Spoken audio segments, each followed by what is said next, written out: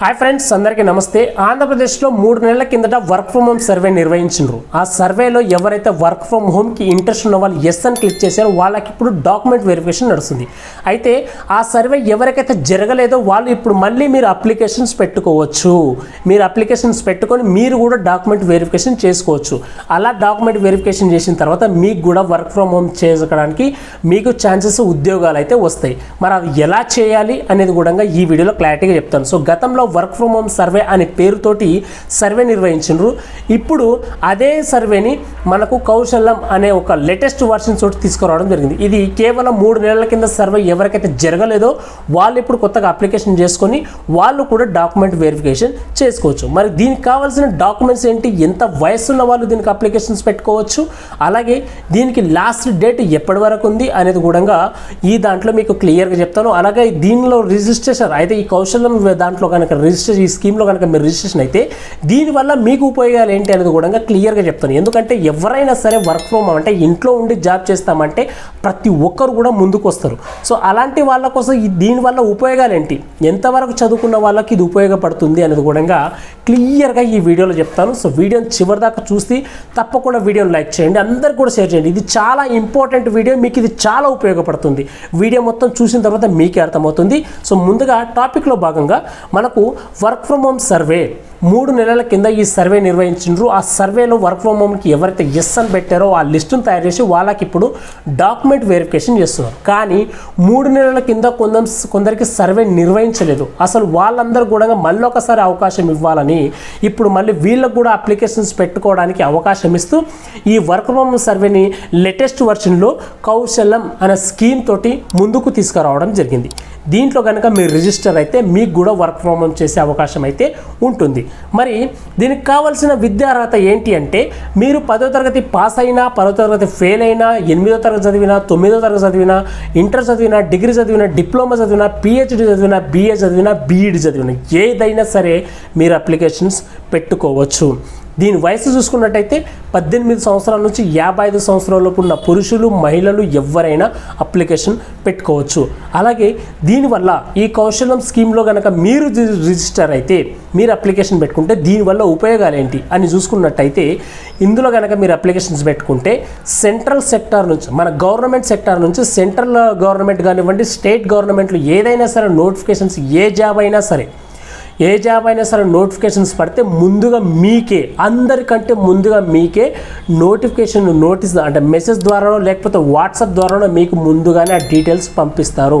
ఈ జాబులు పడుతున్నాయి, మీరు వెంటనే అప్లికేషన్స్ పెట్టుకోండి, మీ స్కిల్, మీ ఎడ్యుకేషన్కి సంబంధించిన జాబ్ ఇది అని చెప్పేసి మీకు పంపిస్తారు. ఓకేనా? అలాగే మనకు ప్రైవేట్ సెక్టార్ నుంచి అంటే ఏపీఎస్ఎస్డిసి అంటే Andhra Pradesh state skill development corporation, దీంట్లో చాలా వరకు కంపెనీలు టైఅప్ అయి ఉంటాయి. ఓకేనా? దానికి కావాల్సిన జాబ్ మేళ పడుతూ ఉంటాయి, ప్రైవేట్ సెక్టర్లో జాబ్ మేళలు పడుతూ ఉంటాయి. ఏదైనా సరే వర్క్ ఫ్రమ్ హోమ్ కావాల్సిన వాళ్ళు, ఎంప్లాయీస్ కావాలనుకుంటే ఈ ఏపీఎస్ఎస్డిసికి వాళ్ళు అప్రోచ్ అవుతూ ఉంటారనమాట. వాళ్ళు మీకు కన్సిడర్ చేస్తారు, మీకు ఆ జాబ్స్ అనేది ఇప్పిస్తారనమాట. వీళ్ళ దగ్గర నుండి మీకు జాబ్స్ అనేది ఇప్పిస్తారు.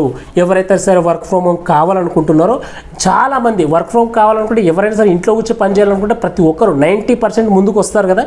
సో అలాంటి వారి కోసమే ఈ కౌశల్యం స్కీమ్స్ అనేది ముందుకు తీసుకురావడం జరిగింది అనమాట. సో ప్రైవేట్ సెక్టర్ నుంచి ఏపీఎస్ఎస్డిసి దీని నుంచి మీకు జాబ్ మీద పడినప్పుడు అలాంటి వర్క్ ఫ్రమ్ హోమ్ ఉన్నప్పుడు అలాంటి ఎంప్లాయీస్ కోసం కావాలనుకున్నప్పుడు ముందు మిమ్మల్ని అప్రోచ్ అవుతారు. గవర్నమెంట్ ఏవైనా నోటిఫికేషన్స్ పడితే ఫస్ట్ మిమ్మకే కూడా ఆ నోటిఫికేషన్స్ అనేది మీకే పంపిస్తారు. ఇది దీనివల్ల ఉపయోగాలు అన్నమాట. అలాగే ఇంకో ఉపయోగం ఏంటి అంటే ఒకవేళ ఈ కౌశల్యం స్కీమ్స్ కనుక మీరు అప్లికేషన్స్ పెట్టుకుంటే మీరు నిరుద్యోగ వృద్ధికి సెలెక్ట్ అవ్వచ్చు. ఎందుకంటే ఇది కేవలం రిజిస్టర్ మాత్రమే, జాబ్ వచ్చినట్టు కాదండి. ఇది ఏంటి అంటే మీ స్కిల్ ఏంటి, మీ క్వాలిఫికేషన్ ఏంటి, మీరు ఏ జాబ్కి సూట్ అవుతారు అని తెలుసుకోవడం కోసమే ఈ డాటా అంతా వాళ్ళు సేకరిస్తున్నారు, సర్వే ద్వారా సేకరిస్తున్నారు. అంతే. గతంలో కూడా 3 నెలల కింద ఈ వర్క్ ఫ్రమ్ హోమ్ సర్వే నిర్వహించింది అందుకే. ఓకేనా? వాళ్ళకి ఇప్పుడు డాక్యుమెంట్ వెరిఫికేషన్ చేస్తున్నారు. డాక్యుమెంట్స్ వాళ్ళ దగ్గర ఉంటే ఒకవేళ ప్రైవేట్ సెక్టార్ నుంచి, గవర్నమెంట్ సెక్టార్ నుంచి ఏదైనా ఎంప్లాయీస్ కావాలనుకుంటే ఆ స్కిల్స్కి సంబంధించిన ఎవరైతే వాళ్ళ దగ్గర డాటా ఉంటుందో వాళ్ళకి ఇవి పంపించడం జరుగుతుంది. ఇప్పుడు కూడా అంతే, మీ డాటాని సేకరిస్తున్నారు. అంతేగాని మీకు ఉద్యోగం వచ్చినట్టు కాదు ఇది. ఓకేనా. అందుకే మీరు నిరుద్యోగ వృద్ధి కూడా సెలెక్ట్ అవుతారు. మీకు నెలకు 3,000 రూపాయలు తీసుకోవచ్చు మీకు జాబ్ రానంత వరకు. దీని ద్వారా కనుక మీకు జాబ్ వస్తే మీకు పర్మనెంట్ జాబ్ అవుతుంది. ఇది టెంపరవరీ జాబ్ కాదు, పర్మనెంట్ జాబ్ అవుతుంది. ఇది గుర్తుపెట్టుకోండి. సెంట్రల్ గవర్నమెంట్ అయినా స్టేట్ గవర్నమెంట్ అయినా జాబ్ వస్తే కనుక మీరు దీని ద్వారా మీకు పర్మనెంట్ జాబ్ అవుతుంది. అప్పుడు మీరు నిరుద్యోగ వృత్తికి సెలెక్ట్ కారు. జాబ్ రానంత వరకు మాత్రమే మీరు సెలెక్ట్ అవుతారు. ఓకేనా, గుర్తుపెట్టుకోండి. అలాగే దీంట్లో మనకు కావాల్సిన డాక్యుమెంట్స్ ఏంటి అని చూసుకున్నట్టయితే మీరు ఒరిజినల్ సర్టిఫికేట్ అనేది మీరు ఇవ్వాల్సి ఉంటుంది. ఫోటో అప్లోడ్ అనేది చేయాల్సి ఉంటుంది. గతంలో సర్వే చేసిన వాళ్ళకు ఇప్పుడు అవే చెప్తున్నారు. ఒరిజినల్ సర్టిఫికేట్లు వాళ్ళకి డాక్యుమెంట్ వెరిఫికేషన్ చేస్తుంటారు. ఇప్పుడు కనుక కొత్తగా అప్లికేషన్ పెట్టుకున్న వాళ్ళు మీరు సచివాలయానికి వెళ్ళి, ఇప్పుడు గతంలో అంటే మనకు సచివాలయం సిబ్బంది బాగుండరు. ఇప్పుడు సచివాలయం సిబ్బంది చాలా తక్కువ ఉంది కాబట్టి మీరే సచివాలయానికి వెళ్ళి అప్లికేషన్స్ పెట్టుకోవచ్చు. ఇంటింటికి వస్తారు అని చెప్పారు, కాకపోతే సిబ్బంది తక్కువ ఉండడం వల్ల మీ ఇంటికి రాకపోవచ్చు. అందుకే మీరే సచివాలయానికి వెళ్ళి దీనికి అప్లికేషన్స్ పెట్టుకోవచ్చు. కాబట్టి అప్లికేషన్స్ పెట్టుకున్న వెంటనే మీరు డాక్యుమెంట్ వెరిఫికేషన్ కూడా కంప్లీట్ చేసుకోవచ్చు. సో ఏదైతే మీ దగ్గర క్వాలిఫికేషన్ ఉందో దానికి సంబంధించిన ఒరిజినల్ డాక్యుమెంట్స్ కనుక మీరు ఖచ్చితంగా తీసుకెళ్ళాలి. ఇది గుర్తుపెట్టుకోండి.